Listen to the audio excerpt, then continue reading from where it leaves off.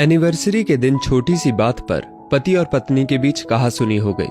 बहस इतनी आगे बढ़ गई कि पति गुस्से में घर का दरवाजा पटक ऑफिस के लिए निकल गया।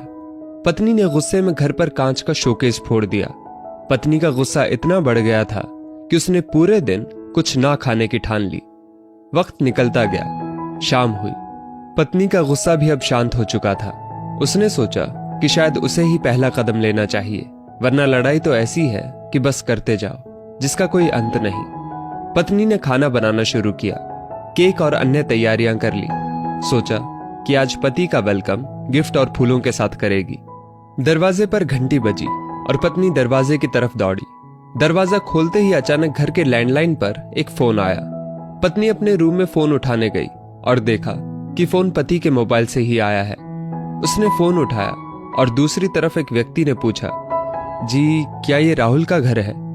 पत्नी ने जवाब में कहा, हाँ जी, ये राहुल जी का ही घर है और मैं उनकी पत्नी बोल रही हूँ।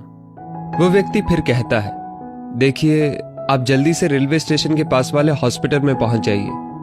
पत्नी थोड़ी सी घबराहट के साथ बोली, क्यों, क्या हुआ? और मेरे पति का मोबाइल फोन आपके पास कैसे है?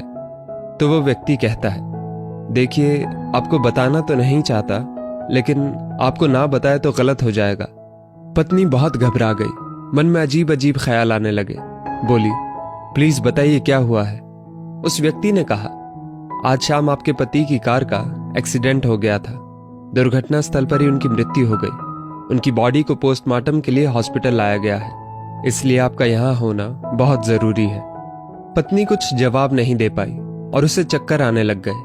अगले ही पल उसे ख्याल आया कि पति तो घर पर ही है। कुछ देर पहले तो उसने दरवाजा खोला था।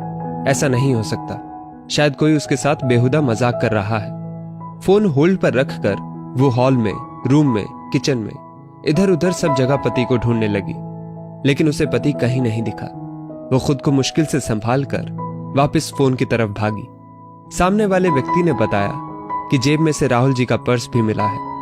पुष्टि के बाद पत्नी के हाथ पांव कांपने लगे।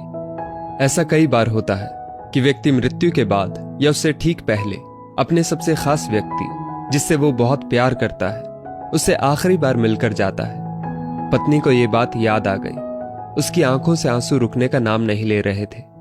फोन एक तरफ उसके हाथ से गिर गया और वो जोर से जमीन पर गिर पड़ी। अचानक बाथरूम से आवाज आई, अरे सुनती हो, चाय बना लो प्लीज, आज तो दिन ही खराब है।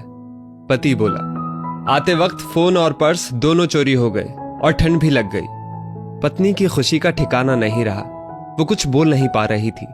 ऐसा लग रहा था जैसे ईश्वर ने एक साथ कृपा बरसा दी हो। पत्नी अंदर से इतनी भरी हुई थी कि जोर से रो पड़ी। पति बाथरूम से बाहर आकर देखता है और हैरान रह जाता है। वो अपनी पत्नी से पूछता है, रो क्यों रही हो, क्या हो गया? पत्नी उसे सारी कहानी बताती है और पति के गले लगकर निशब्द हो जाती है। पति मुस्कुराहट के साथ कहता है, चिंता मत करो, मैं बिल्कुल ठीक हूं और मुझे कुछ नहीं होगा। दोस्तों, कई बार हम अपने जीवन साथी से, दोस्तों से, रिश्तेदारों से ऐसी लड़ाई कर लेते हैं जिसका अंत ही नहीं होता। क्या पता आज किसका आखिरी दिन हो। जिंदगी ने इस पत्नी को तो दूसरा मौका दे दिया, क्या पता हमें दूसरा मौका मिलेगा या नहीं। रिश्तों में लड़ाइयां तो होती ही रहती हैं, लेकिन ये कोशिश करें कि उन लड़ाइयों का हल शांति से कर लिया जाए। इस स्टोरी को लेकर आपकी क्या राय है, नीचे कमेंट करके जरूर बताइएगा। और ऐसी ही और भी बेहतरीन वीडियोस के लिए हमारा पेज जरूर फॉलो करें। धन्यवाद।